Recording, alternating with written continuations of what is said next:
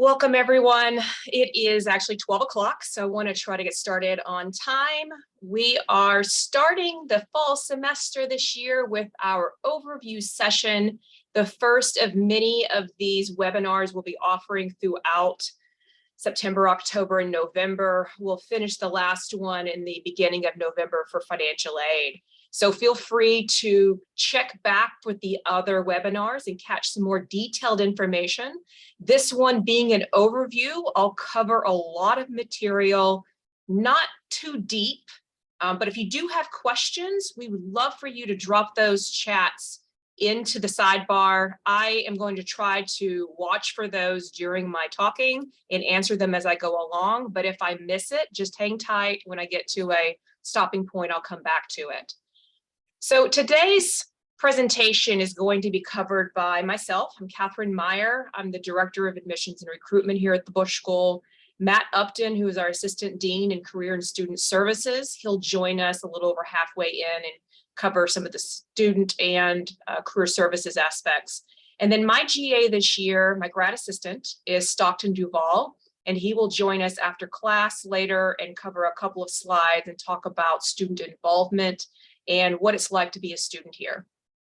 The agenda I'll be covering is to start basically with the location and where we are in College Station. We'll branch that out into the DC location, the offerings that we have in each of those locations, including online options, the admissions process, the degree cost and the aid that is offered to our incoming students, the school resources and the career services Matt will cover, and the student insight will be for Stockton.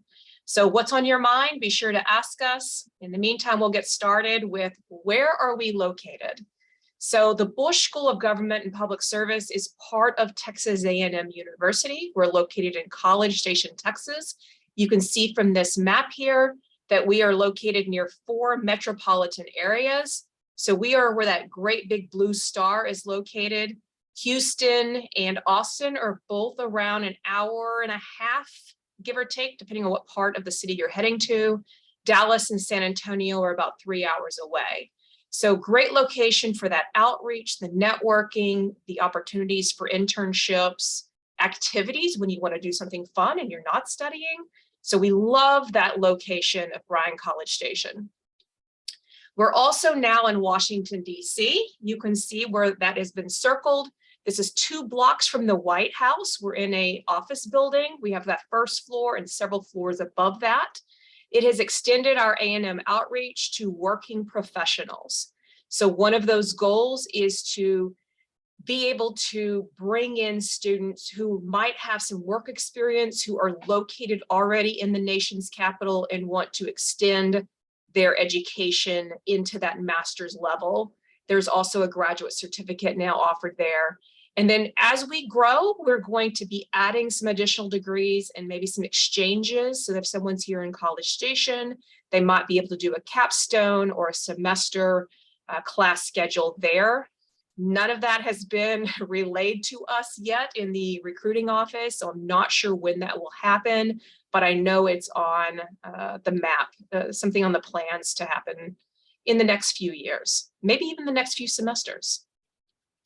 As far as the Bryan and College Station community, we are the sister cities, and we have about, I see different populations, 212 up to 270 students, citizens in this area. So 212,000, sorry.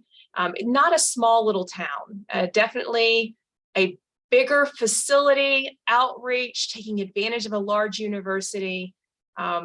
People don't always know what to associate with College Station. It's not Austin, it's not Houston, it's not the millions in population, but it is a town where you can move around, you can get to know your neighbors, you're especially going to get to know your colleagues in classes, and you develop those friendships for life. So it's a wonderful opportunity for that community. We are a home of Texas A&M University, and we are called the Aggies. It's an agricultural mechanical college originally. It's also part of SEC athletics. So a lot of our students do enjoy that ability to take the time on a Friday, Saturday, Sunday, whenever those games are being offered for either tailgating for football, and then in the seasons, it's got the basketball games and the baseball games, volleyball, soccer, all these activities are constantly going on, and you get that excitement of SEC athletics. We're also one of the largest campus enrollments in the US. So we have over 73,000 students. 67,000 of those are here in College Station. And of that, about 15,000 are graduate students. So a great professional network. And then for the Bush School itself, we're under 1,000. So between first and second year students, probably closer around 400 students in person. So you're going to really, again, get to know your fellow colleagues. You get to qualify for the Aggie Ring when you graduate. So a lot of bonuses and benefits from a large public university, but a small school setting where we really interact and develop that professionalism here at the Bush School. The Bush School rankings, we have US News and World Report. We are number 23 in the best public affairs programs. And then you'll see some of the additional rankings that just came out with some of our Master of Public Service concentrations, Homeland Security, nonprofit, local state government. And then A&M also has their own rankings, and we pulled the most recent ones for Washington Monthly and the US News and World Report, just to show, again, A&M has a lot of recognition for a tier 1 research university. And it's such a large entity, and that networking can go on forever. So not only do you get to take advantage of that Bush School network, you're taking advantage of the Aggie network and all the connections, including in Washington, D.C. and some of the major cities across Texas and the nation. So a wonderful opportunity for that. We are also NASPA accredited, which is more related to the Master of Public Service, and APSIA accredited for those that are looking at the international affairs. And I will point out, you're not going to see a ranking for international affairs. It just doesn't exist right now. US News and World Report just focuses on the public service and business schools and law schools and other aspects, but nothing for international affairs yet. We are located on the Bush Presidential Library Center. There are 3 buildings within our part of campus. So we are located next to the Presidential Conference Center, which houses the Bush Foundation and the Poli Sciences and Economics Library, which is where our students do a lot of the pulling of the resources so that they can get those electronically. They can go to the librarian next door and have help with that. And then next door to that is the George H.W. Bush Presidential Library and Museum. And then you'll see off to the right, the Allen Building, which is home of the Bush School. So we now house our graduate programs, and then we've just brought back political science. We now house their undergraduate and their PhD students. So what is the Bush School of Government and Public Service? We are a graduate school at Texas A&M, and I did not update that to reflect that we are now an undergraduate program. So again, this fall was new for us. We took in both political science and international studies undergrad programs. It means that we are branching out to the undergrad space. They are in the building with us. We will be building our own undergrad degrees in both the public service and in international affairs. But right now we're housing the political science one in international studies. And that just brings a lot more activity to our building. We opened in 1997, so this is our 25th year anniversary. We're celebrating that all year. And we've got roughly 2,500 alumni who have gone through the program. In case you're curious of what our numbers look like for this coming year, we enrolled about 85 MPS students, 85 MIA. The MIA MPH is a joint program. It's very small. We have 3 students that are coming in this spring.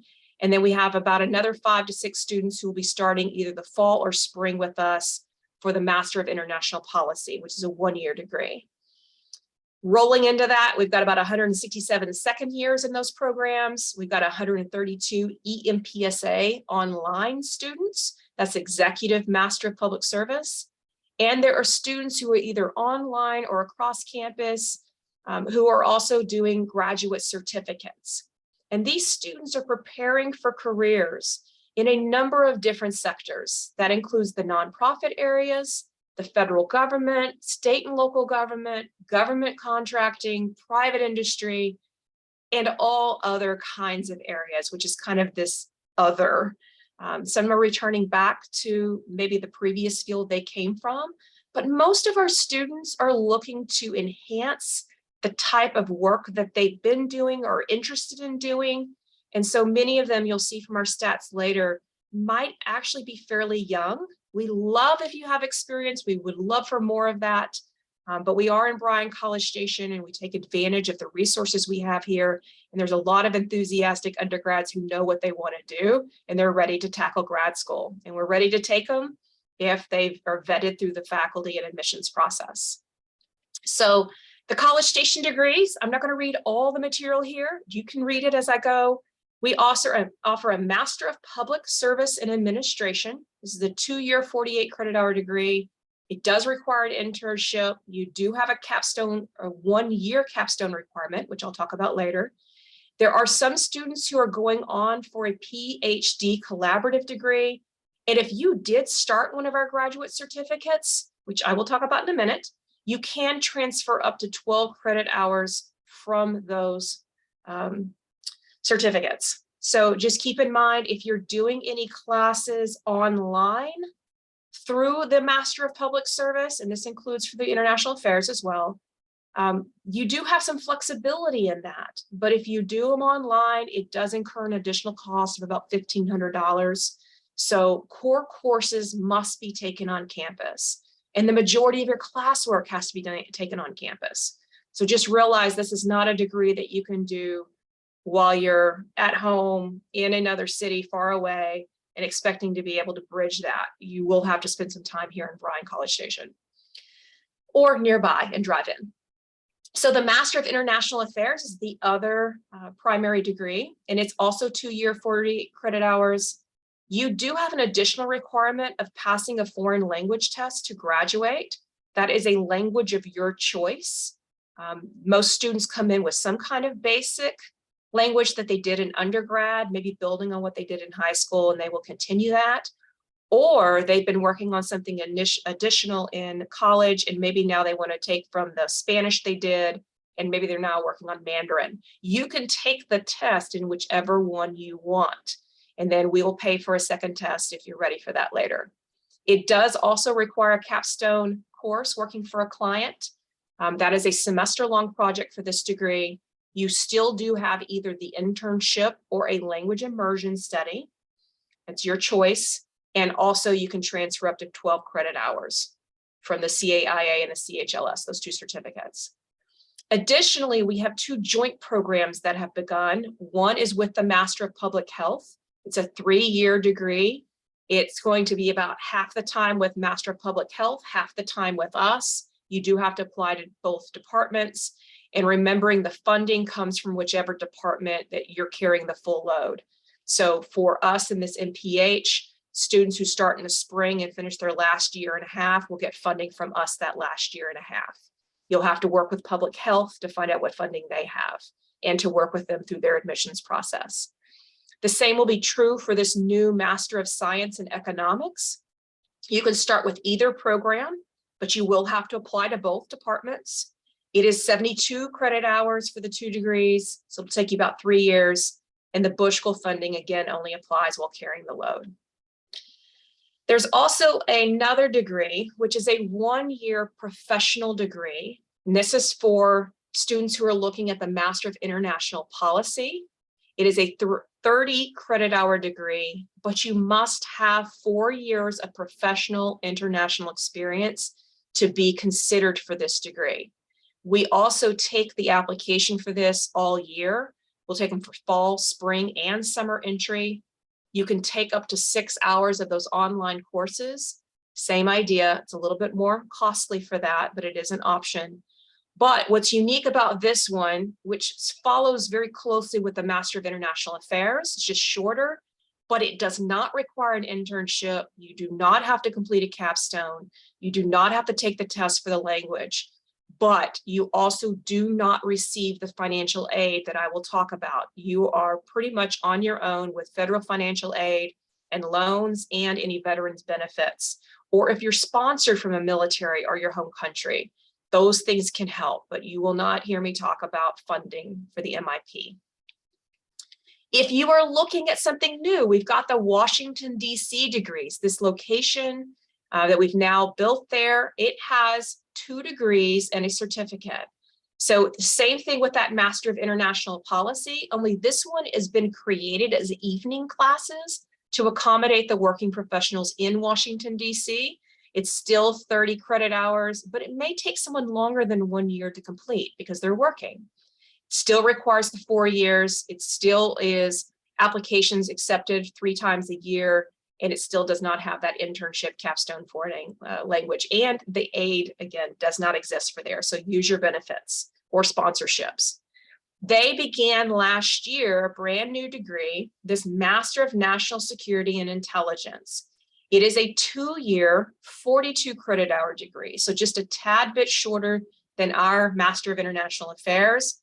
It's very similar in how it's offering intelligence. It's made for working professionals, but you do have the foreign language test. You do have the internship in language, and you will be working a capstone course for a client. And this will all be in that Washington, D.C. area.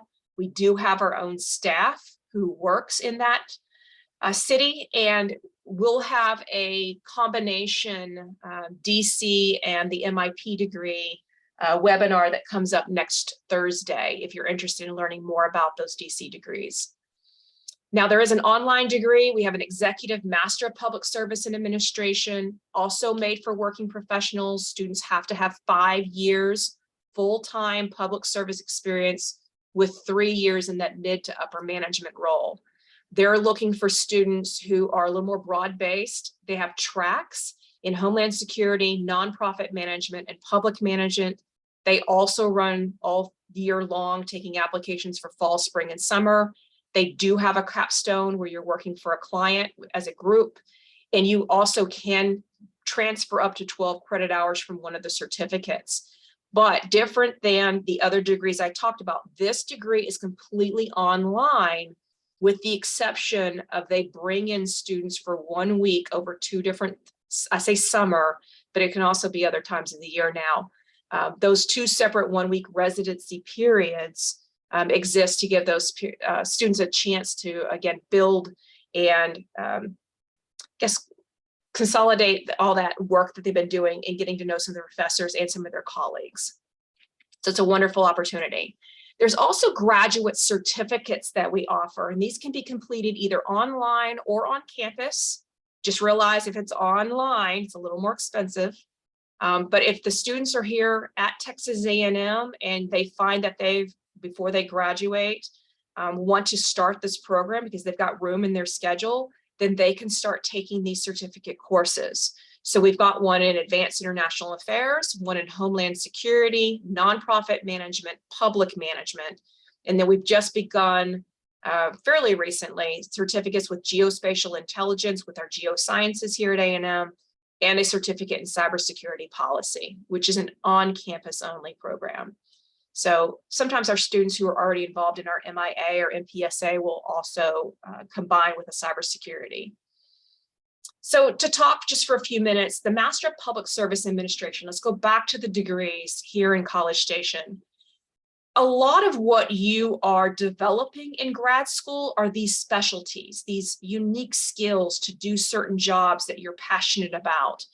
And one great thing about the Master of Public Service Administration is that you have a combination of either tracks or concentrations to develop those specialties. So the tracks for the MPSA are required. You have to do one. You can choose between public management, public policy analysis, or nonprofit management. And then the concentrations are completely elective. So if you want to further develop a specialty, you can. If you want to create something unique to yourself, we've had people come in and decide they want to do transportation issues, agricultural policy. You're not going to see those listed here, but you can put it together because they're taking advantage of the resources here at Texas A&M. Sometimes that's environmental and water policy. So lots of different ways you can put together a degree of interest to you. But we do offer some that are already listed here. I think some of the more popular ones tends to be the national defense and homeland security and the state and local government. But definitely there are people pursuing the other areas, including education, energy, health, just a lot of great opportunities for research and combining coursework, not only here at the Bush School, but maybe in public health, maybe in urban and planning. So just ways to put things together that you want to do. Same thing with Master of International Affairs. They have tracks and concentrations. What's a little bit different though is you are required to do at least one track and 2 concentrations. So you will also develop a specialty. This is true also of the MIA with the joint programs between public health and with economics. And then for you guys in the MIP, you will follow a track, but again, the concentrations are elective for you. So it's whether or not you want to. So for us, the bread and butter probably for this Master of International Affairs is the national security and diplomacy. It probably has about 70% of the enrollment, if not a little more. International development and economic policy tends to be a little bit smaller, bringing in between probably 15 to 25 students a year in that area. So the concentrations, I have them a little bit color coded here. Some of these are tied to the tracks. So for instance, if you are admitted under the national security and diplomacy, you will need to complete at least one concentration related to your area. So in this case, it's either the red or the brown. So you would have to do, let's say, national security diplomacy. I'm going to study intelligence and I want to go with pandemic preparedness and disaster response. So you get to pick and choose how you put together your tracks and concentrations. The ones in the greenish, the international development, you'll see there's 3 of those, but everything in brown also ties to it. So one is tied to your concentration. The second one can be any of them, and that does include the regional studies. So we focus specifically on Middle East, Latin America, China, and Europe. So one feature of this is taking that degree and customizing it using those tracks and concentrations. So just remember there's core courses that each program will require, and then you've got between 9 to 12 electives of you building what's of interest to you. You are assigned a faculty advisor, and you will also obviously be able to reach out to other faculty who you are taking their classes, other staff, including our career services office, and just get advising along the way, making sure that you're taking the classes that keep you on track and they're of interest to you. You can also combine these degrees with a certificate. So even some students might be coming in with certificate courses already completed. As a Bush School student, you might decide you want an additional credential that stands out on your resume. And so maybe you go ahead and sign up for a certificate and then make sure that 4 of your classes align with it and it crosses over with your degree plan, and you can get bang for your buck. Basically, for the same cost of the degree, you're already taking those classes and they align, and you also earn a certificate. So for instance, I've had several GAs, my grad assistants, who have been in the Master of Public Service and Administration, found a passion for cyber, and decided to go ahead and do the cybersecurity certificate. And just by taking their electives in the MPSA, they went ahead and applied to the certificate, got accepted to it, and then every time they took one of those cyber classes, they were double counting their credit for that certificate as well. So they earned the certificate. So it's just an additional credential, and it didn't cost them any more money than applying for that application fee. There is a professional internship, so apply your studies after your first year. So sometimes we're asked the question of, can my summer internship before entry count for credit? No. The Bush School, you're going to need to complete an internship year unless you have been given permission through your department or in working with the Career Services Office. Maybe they're counting your military service. Maybe they're counting a extremely long internship or something that they can give you credit as you're a student here doing it in the fall. So you'll work with you on that. And then the team-based capstone project, just know that you wrap up your learning experience with a comprehensive project. So the faculty are assigned to go out and find a client if they're teaching a capstone project in that year-long MPSA or the 1 semester for the IA. And then you're going to get some say-so in which one you choose. So clients are ranging from government agencies to nonprofits. Those faculty are going to present to you what that client wants done from the students that semester. You will then get to rank order your preference, and then you'll be assigned a capstone project with between 5 to 8 other students. And you'll have that semester or those 2 semesters to complete that work and then report back out with a project deliverable to that client. Sometimes there are field work incentives for this, that students get to go to Mexico City, they've gone abroad, and they're collecting work that they're putting together into that project and presenting it back to the client. Sometimes it is just heavy legwork of doing research on the computer and putting that information together, or doing surveys with recovery victims from a hurricane, and you're going door to door and you're gathering information. But whatever the context is, you will get a vote in which one you are assigned. So I'm not going to read all of these, but you can see that these do cover some of the same agencies and sectors as the federal, state, local, nonprofits, and private. So again, each semester they'll come out and you'll get some say-so. Now let's roll over to the application requirements. I've got this in financial aid, and I'll pass this off to someone else to talk. The Master of Public Service and Administration, the Master of International Affairs, and the combined degrees all have priority deadlines of December 15th. We push that priority deadline because it gives Ashley and myself time to process those applications before faculty get their eyes on them. So you are certainly welcome to wait until January 11th, but we're trying to get faculty to look at them by around that January 15th, 18th. And so it doesn't leave us a lot of time. So we'd appreciate if you can hit that priority deadline. It just gives us time to ensure that all your pieces clear, that your last letters of rec clear through, your transcripts are in, and we can work over the holiday a little bit to take care of it. But the hard deadline is that drop dead deadline. We don't always reopen that application. And so we want to ensure that you have received a timely turnaround, because once those deadlines hit, faculty are reviewing, we're then sending out information to you guys about interviewing, which I'll cover in a second.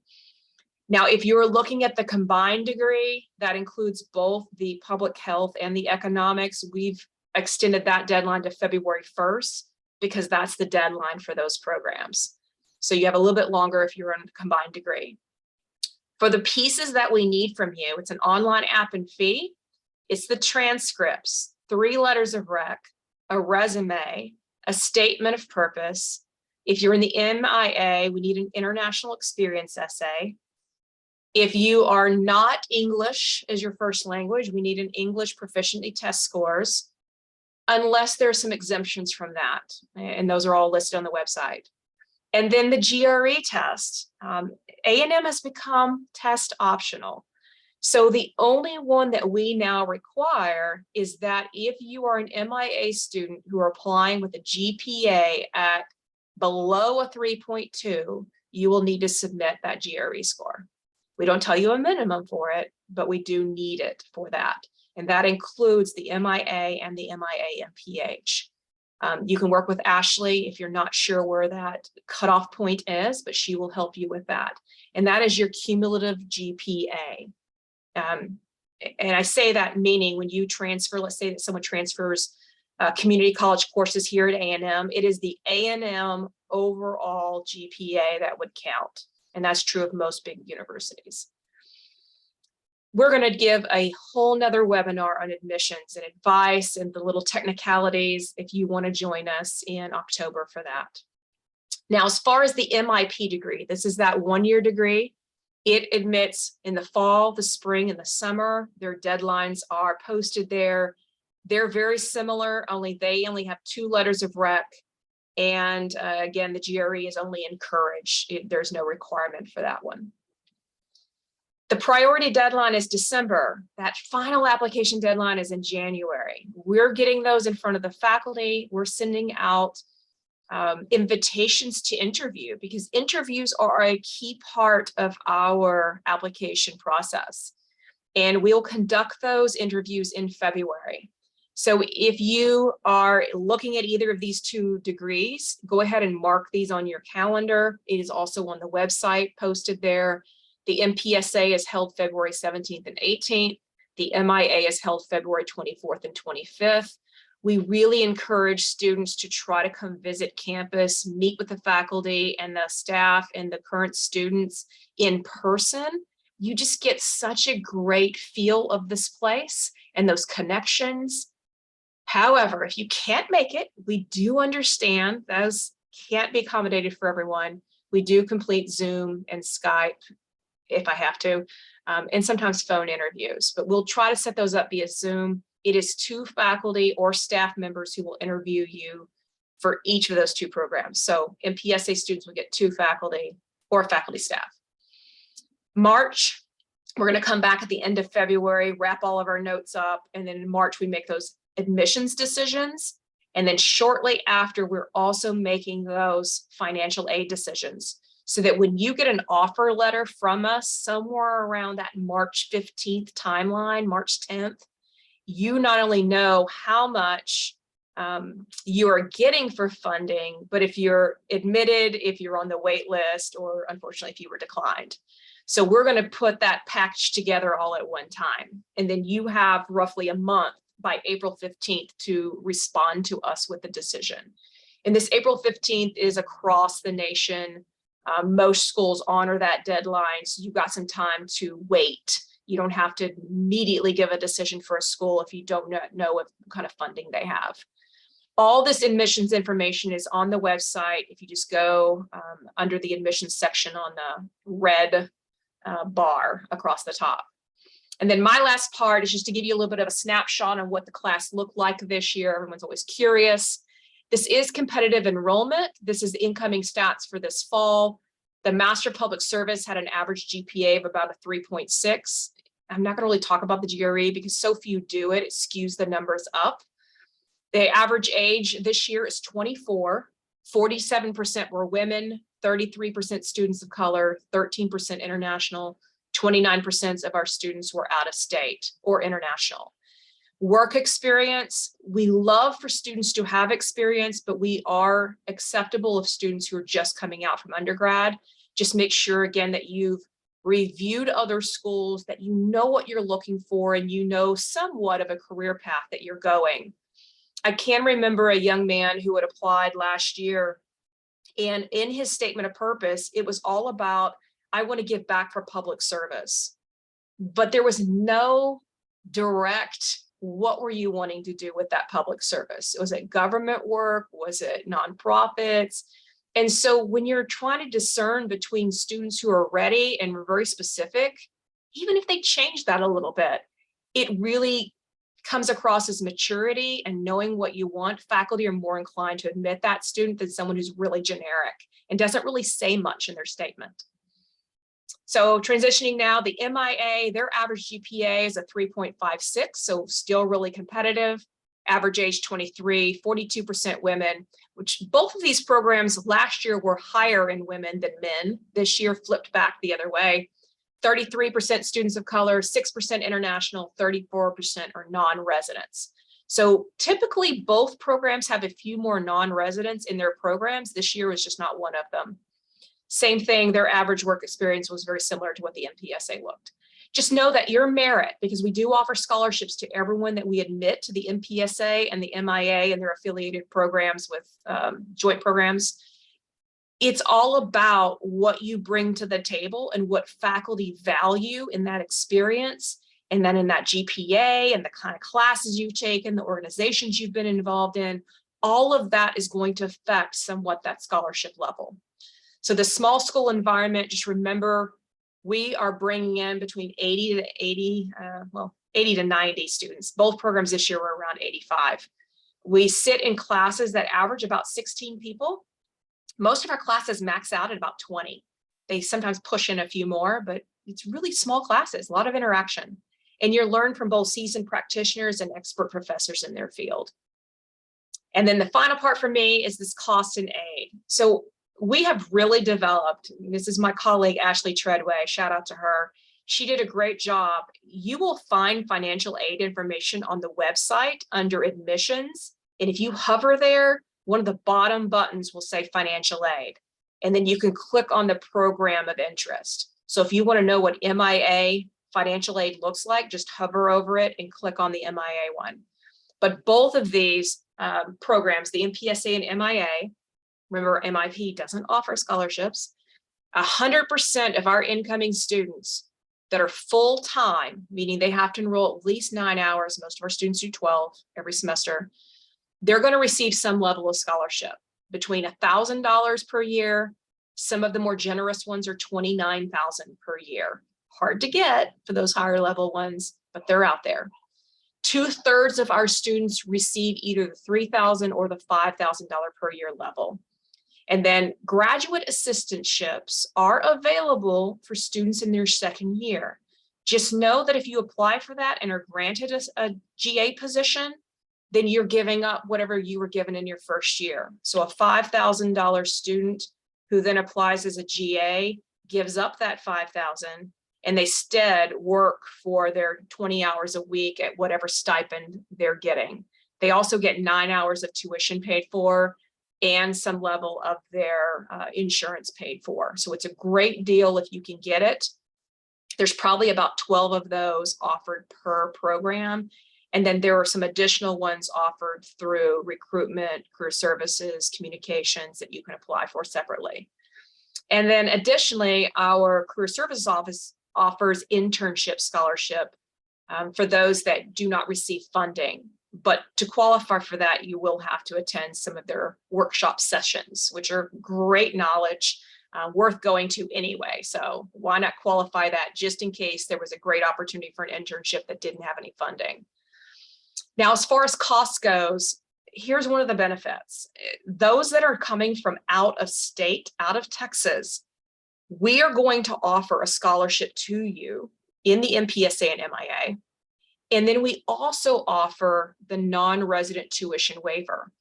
So not only do you get scholarship posted in your letter, you're also getting that waiver that's worth about $12,700 right now. So that's a huge saving. So instead of $27,000 as an out-of-state student, you're closer to that $13,500, just like a Texas resident would be. And the cost of living, we run roughly $21,000 a year here in College Station. So for MIP students, remember a little bit differently. There is a distinction between in-state and out-of-state. That 1 year cost for you guys is about $16,800 per year as a Texas resident. But if you're coming in from out of Texas, it's about double that. So it's $32,700 for non-residents. And remember, you don't get scholarships, so there's no way to cut that part down. And then DC costs, just to throw that out there, again, they'll cover more of this on their webinar next Thursday, but those are roughly $3,900 per class, regardless of your residency. So if you're in the DC area, just again, the MIP, for instance, is 10 class, it would take you $39,000 to complete that degree. All right, so I'm going to hand this over to Matt Upton, and Matt's going to talk to you about student enhancement, our student services programs, the career services. And Matt works with our students closely as they come in. Matt, I'm going to stop talking so you can pick it up. Sounds great. Thanks, Catherine. Well, welcome everyone. Thanks for giving us your time today. We know it's valuable. We want to just share a little bit about student enhancement here at the Bush School. So we're very fortunate. We have a robust career and student services team. Catherine and Ashley are part of that on the front end of this with recruiting and admissions. And they always set the standard very high for those of us that work with students in residence. In addition to that, we also have a public service leadership program, and that's led by Holly Kasper-Bauer. In that program, she offers leadership skill development. And as you can see here, it's taught both formally through some of her courses and workshops, We also talk about it practically through internships and involvement in student organizations, in the community, in nonprofit organizations, et cetera. And then internally through self-assessments and development plans. So you'll spend some time and have the opportunity to complete a Myers-Briggs type assessment, to complete a StrengthsFinder, Clifton StrengthsFinder assessment, and talk about that. And then also develop an individual leadership program or leadership plan for yourself. And then talk about that and how you're going to develop as an individual over a couple of years. And so that's what the leadership program is, kind of in a quick nutshell. In addition to that, we have a couple of staff members who work with students to help you become a more effective communicator when it comes to written work. They do that through the use of developing e-profiles and reflection assignments, coordinating internship debriefing reports, working with faculty, talking to faculty about what they're looking for in writing, and then working with you as an individual student. Again, that's done through some group workshops, but then they'll also meet with you individually. They're not an editing team. They're not going to edit your papers. They're not going to tell you what to write. They're not content experts, but they are going to help you become more effective in how do you plan your writing and then write effectively. So this is something that really goes with you beyond your time here at the Bush School. In addition to that, we're really fortunate. We have a wide range of speakers that come in, both visiting faculty from other universities. We bring in alumni to talk about what they're doing in their careers post-Bush School, and then national and regional speakers like we have this week with our 25th anniversary. Gene Becker, who is Chief of Staff to President Bush, is doing a presentation on Friday, the 41 I Knew. And we've had some other speakers who've done that this year as part of our 25th anniversary. And we'll continue to have those kinds of speakers in here moving forward. International travel, for those of you who are interested in doing a study abroad program, we do have study abroad opportunities typically once a year in May. Here are some of the locations that have been that our students have gone to before. Those are faculty-led programs, so that does count as a course on your transcript, and those are open. They're typically led by an international affairs faculty member, but those are open to students in both degree programs, public administration and international affairs. We also have some reciprocal exchange programs, although those are a little awkward right now because we're still coming out of the pandemic, as you can imagine. So we're still trying to figure out what does that look like and does that make sense for all of the places that we've had exchange programs in the past, but we'll continue to work towards those. And then Catherine mentioned earlier, the opportunity for international travel as part of your capstone is always something that could present itself. And that, again, is in both departments, typically more in the international affairs department, but sometimes in the public administration program, it's an option as well. For those of you that are interested in the international affairs program, you must pass a spoken language exam at the intermediate low level with the American Council on the Teaching of Foreign Language, or ACTFL. It is an oral exam, and you'll get on the phone with a native speaker in that language, and they'll have a conversation with you, and then they'll rank you. We do provide Rosetta Stone, online Rosetta Stone training, and that's free of charge to our students. We have practice groups that are typically led by international students who are here at A&M who speak the language natively, or people who have demonstrated a proficiency in the language. And then you also have the option of, instead of doing your internship during the summer between your first and second year as an international affairs student, you can also do a language immersion and go use that language, study it, and then use it in the context of the country that you would be speaking that in. So we have a number of students who do that each year. So we have some research centers and institutes. This provides yet another opportunity for you to develop your research and your writing skills. We have 6 centers and institutes that offer those opportunities. You can see the Institute for Science, Technology, and Public Policy does a lot of work with government agencies and other research centers in these areas that are mentioned there. The Mosbacher Institute for Trade, Economics, and Public Policy, Scowcroft Institute of International Affairs, and then our 3 research centers, the Center for Nonprofits and Philanthropy, the Albritton Center for Grand Strategy, and the European Union Center. So those are also, we also have some programs that are tied to the international affairs concentrations, but again, are open. Some of these are open, like the Women, Peace, and Security program led by Dr. Valerie Hudson, are actually students in both international affairs and public administration who participate in the programs that they run through that. intelligence studies, Middle East, cyber policy, strategy, and security actually also straddles both departments. And so both international affairs and public administration have faculty who teach in this arena and offer classes, and also work with us in career services to provide links back to potential employers for cyber opportunities. Texas A&M also has a cyber center on campus that we partner with closely. Just to give you an idea of where our students go when they finish their degree here at the Bush School, we do have a group of us who work in career services. I've been working here in career services for 19 years. And then we have Ashley Winterroad, who's actually sitting right next to me. Y'all just can't see her. And she is listening in. She's actually a new staff member, but she comes to us with a lot of advising experience. And she manages our career programming, all of our career workshops. And then Michael Cochran is our assistant director for for employer relations. And he works with all of our employers who want to advertise job and internship opportunities, who want to come on campus and do information sessions, or if they're not able to travel, who want to do Zoom info sessions. So he's actually wrapped up today, I think, with the FBI and with National Security Agency. Last week we had the CIA here. Next week we've got State Department, or maybe that's today. I get them all confused because we have a lot of them right now. But we have quite a number of employers who come here. Obviously, we start off the year with a pretty strong emphasis on national security and intelligence and those things that require a security clearance. And then we'll move into opportunities for state and local government and nonprofits, and then also the federal government for non-security positions. You can see in public administration, our three primary areas typically each year are going to be state and local, nonprofit, and federal government. And then you'll see there's some flip from year to year.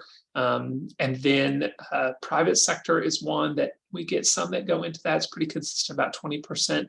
And that could be a wide range of things from consulting to government contractors and other things along those lines. And then for international affairs, obviously a pretty strong emphasis on the federal government. You're going to see that pretty consistently, anywhere from 40 to 50, sometimes even 60% of our graduates in the international affairs program go to work for the federal government or for a government contractor. So pretty robust. Our employment rate within 6 months of graduation is typically between 85 and 95% employed. International affairs is a little bit lower, usually because we don't consider someone employed until their clearance has come through. So even if they have a conditional offer, we still list them as still seeking, even at 6 months post-graduation, if that clearance hasn't come through. Just to give you a sample of some of the places, I've mentioned some of these already on the federal side, also Federal Reserve Bank, National Geospatial Intelligence Agency, U.S. Government Accountability Office, some of the standard federal departments that you would expect: Commerce, Defense, Justice, State. State and local government, seeing a growing interest in this and a growing emphasis on this in our public administration program. We've just started a city governance program here at the Bush School in our public administration program, hired a former city manager, Paul Hoffman, who is leading that. We have another faculty member who was also another city manager for a period of time. And so we're seeing more and more students interested in local government. These are some of the counties and cities that we're in. Notice that not all of them are here in the state of Texas. We do have students who will go outside of the state of Texas. One that's not listed here is Washington State. I got an email from a former student just a couple of days ago about a position at Washington State, and that's where he's from and where he's working now. Nonprofits, we list the bigger ones and the ones that are local, just so you'll have an idea. But keep in mind that there are thousands of nonprofit organizations that could hire our students. And so we just try to pick the ones that have a little bit of name recognition. You can see some of them listed here. Greater Texas Foundation is a local foundation here in Bryan College Station.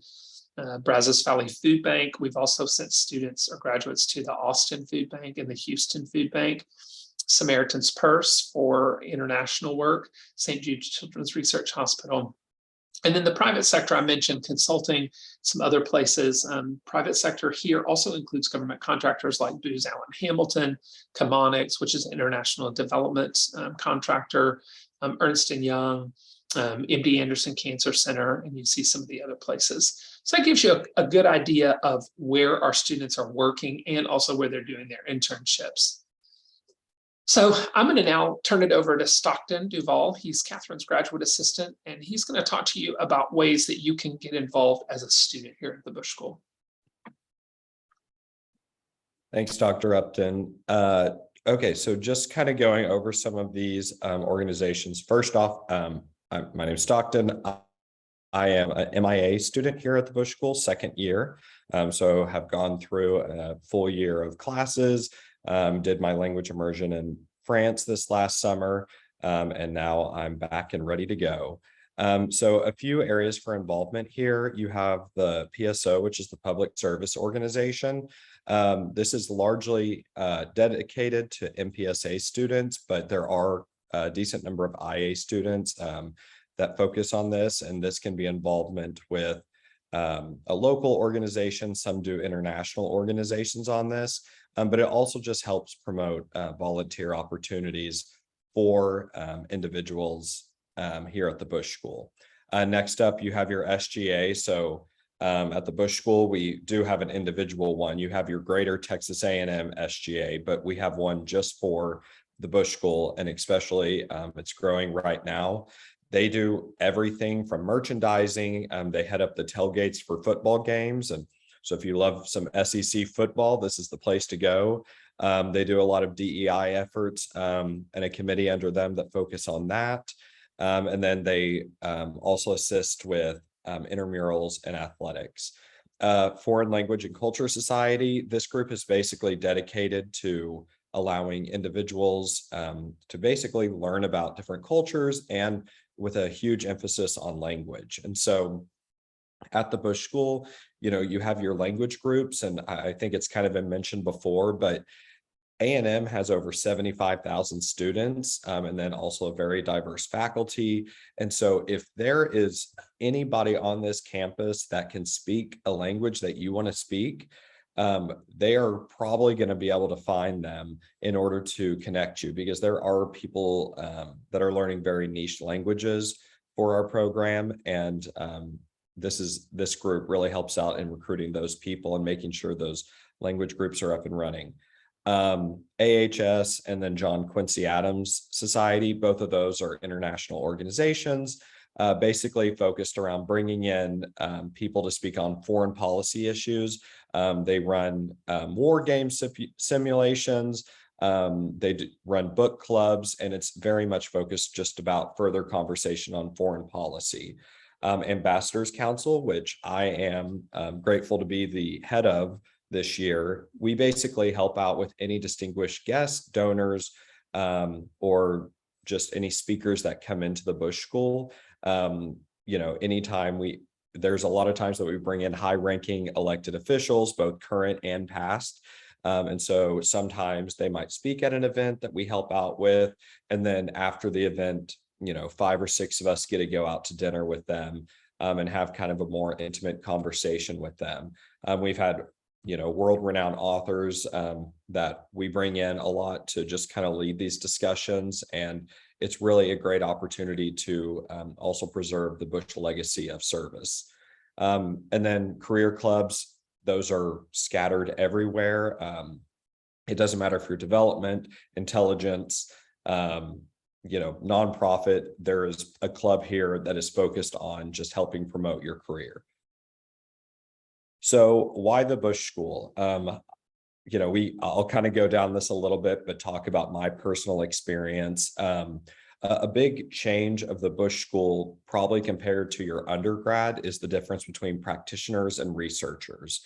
So, or usually we say academics. And so we actually have a lot of faculty that come in, and their job, they have a syllabus, they have readings with them, but they're people that have led probably minimum 30, 40-year career on whatever class they're teaching. And so we have faculty from the FBI, we have them from the CIA, we have them from USAID, we have them from city managers, elected officials. And so, this is kind of a different approach here at the Bush School. And so you have both that academic side, but it really pairs well with the practitioner side too. We have specialized concentrations. So I know that Catherine went over those, but it's very much, if you look at most grad programs, you have a very select few classes that you can take, but because of the size of the Bush School, the support of funding from our donors, we're able to offer a lot of classes that you get to build pretty much what you want to do here. And that can even be, you come in as an SA and you want to focus on international organizations. There's always an opportunity for you to take a class or two on the IA side, or for IAs, a lot of us take budgeting or possibly some economics classes on the SA side. And so there's a lot of options there. Just going beyond that, our students very much focus on public service. And so you're going to have people coming in that their entire goal is to work for federal, state, local employer. And you're going to be surrounded with individuals from, I would definitely say, different political spectrums, but very similar mindsets in that they want to either work here in the US or back in their home country and make a better place for people around them. Also a big reason is the affordability. We're wanting to go into nonprofit work. We're wanting to go into government work. We're not ever expecting to make tons of money, especially if you're wanting to go into that field. And so the Bush School offers a high quality education, but at an affordable rate. And that's largely due to the work that President Bush did before he passed away, and a bunch of the donors that continue to give today because of that. You're also very close with your faculty. So they basically keep most of them have their office hours. They're open to meeting with students. They give career advice. I know plenty of them get people jobs. And that's ultimately a big seller of the Bush School. Federal employers, state employers, local employers, they love the Bush School because we are people that have been studying this. We come in and we want to do the work. And so I really can't stress enough the great reputation that the Bush School has for just about any agency out there because of the type of employees we generally give them. Thank you, Stockton. I know we took most of the time. There's not a lot before we want to sign off, close to 1 o'clock, but we can extend it a little bit. If there's anyone who has a chat question or wants to just unmute for a second and ask that question verbally, we can take that for a few minutes. Just keep in mind, we also just raise your hand, possibly if you can figure out how to do that on the side there. You can also just research us online. Remember, we've got the Bush School website. We've also got the Texas A&M website. I work the Bush School admissions at tamu.edu for all those degree programs. I'll answer those emails if you send something to me. If you're looking at the online programs, go to Bush School Online. And if you're looking at the DC 2 degrees, go to Bush School DC at tamu.edu. And we've got someone who is working on that all the time and happy to answer your questions. So I'm going to wait to see if I see someone drop a question or who just unmutes, and then I can stop for a second and let you ask. My last slide here is just to remind you there are some upcoming events. So if you didn't get a chance yet to sign up for all these webinars, you can just email me back. I already have your information, but we're going to cover 3 different webinars next week, one for each of the degree areas. And then we'll cover with Stockton, we'll bring in a couple of students on Tuesday, September 27th to talk about student life and really to dig in on what it's like to be a student here and the activities they're involved in, how they balance work life. I'll cover with Ashley anything on admissions, October the 4th. Matt will come back with Ashley, possibly Winterroad, and talk about the career services and how we work with our students.